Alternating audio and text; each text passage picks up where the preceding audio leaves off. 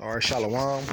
It's your brother Rayab from the Cleveland branch, GMS, coming back at you through the power and spirit of the Most High and the Son, who the world ignorantly calls God and Jesus Christ. Before I get started, I'd like to give all praise, honor, and glory to Yahweh, Bahashem Yahweh Shai, Bahashem Rakar Quadash. Double honors to the elders and apostles at Great Millstone that taught me this truth. Salutations to the hopeful elect, the Akim that's preaching this truth in season and out of season, making their bodies a living sacrifice. To y'all, I like to say Shalom.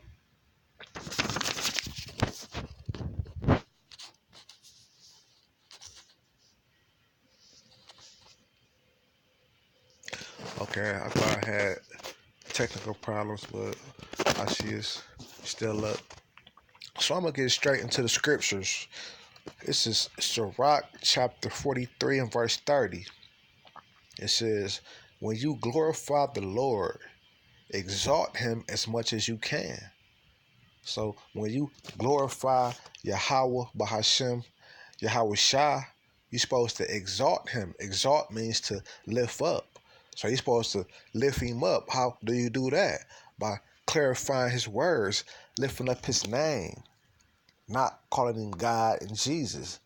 Lifting up the name of Yahweh Yahweh Shai. It says, for even yet will he far exceed. When you glorify him, you still not giving him enough glory, because he gonna pass up that which you should be glorifying him for. I mean, Israel as a nation, as a people, we went all the way off. We fell all the way away from our power, and he still didn't wipe us out. So that's a reason to glory him right there. If he woke you up this morning and put breath into your body, that's another reason to glory him.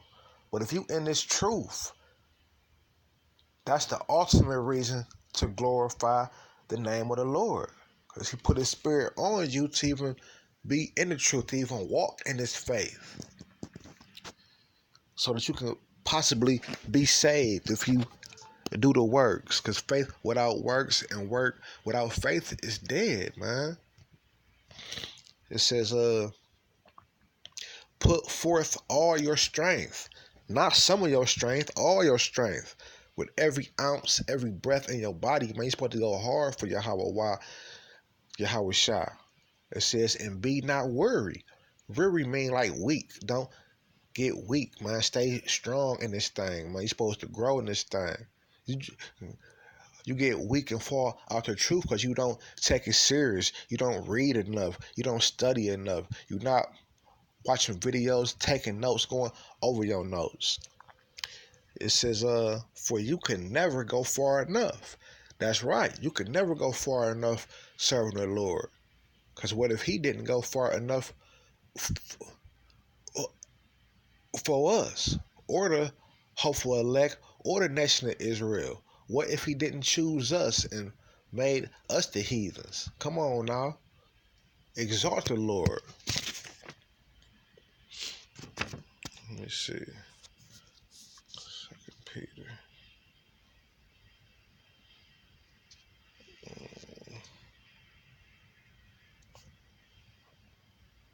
Is it 2?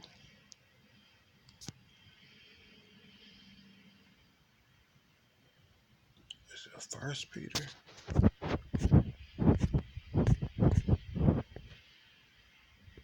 Okay, this is 1 Peter chapter 2, verse 9.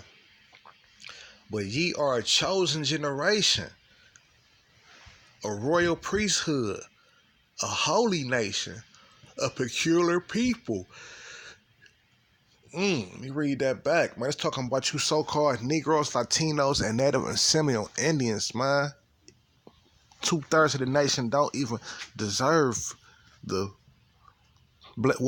none of the nation don't deserve the blessing. But the Most High is a man that he cannot lie. So it's going to bless us anyway. Let me read that back. It says, it says, but ye are a chosen generation. Chosen by who, man? Chosen by your maker. Out of all the people on the face of the earth, the Most High chose you Negroes, Latinos, and Native and Seminole Indians, man. A royal priesthood. The whole nation is going to be kings and priests. A holy nation. A peculiar people. That ye should show forth the praises of him who called you out of darkness into his marvelous light. So, we supposed to show forth praises of the Most High, because he called us out of the world into this truth, man. Into this truth, man.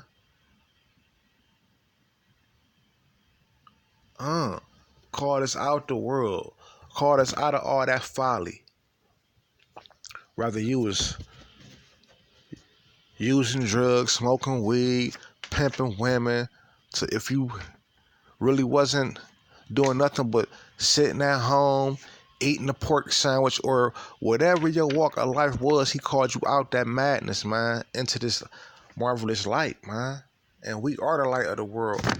Matter of fact, let me get it. Matthew 5.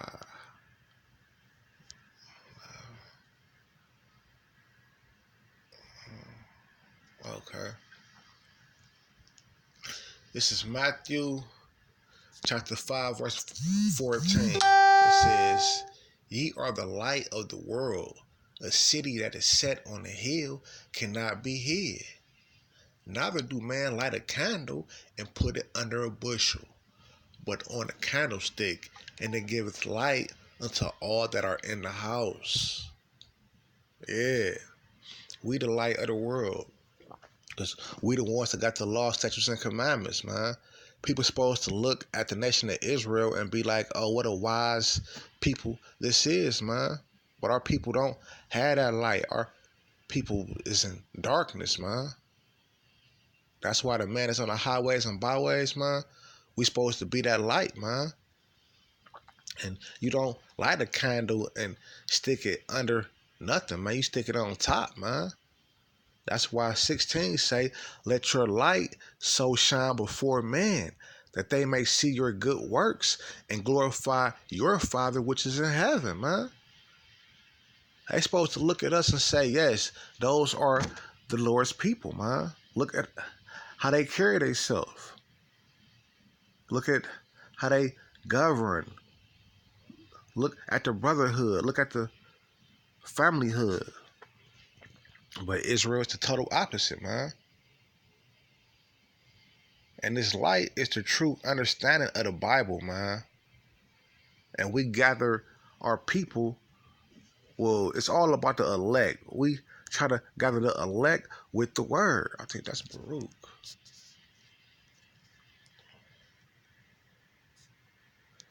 This is Baruch chapter 5, verse 5. It says, arise, O Jerusalem, and stand on high, and look about towards the east and beyond.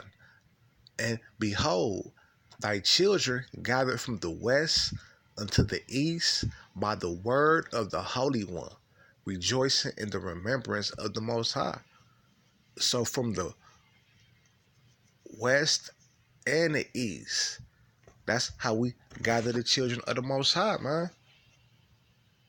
And if we ain't out there with the word, how shall they hear, man? I think that's Romans. How should they hear, man? Romans 10, 14.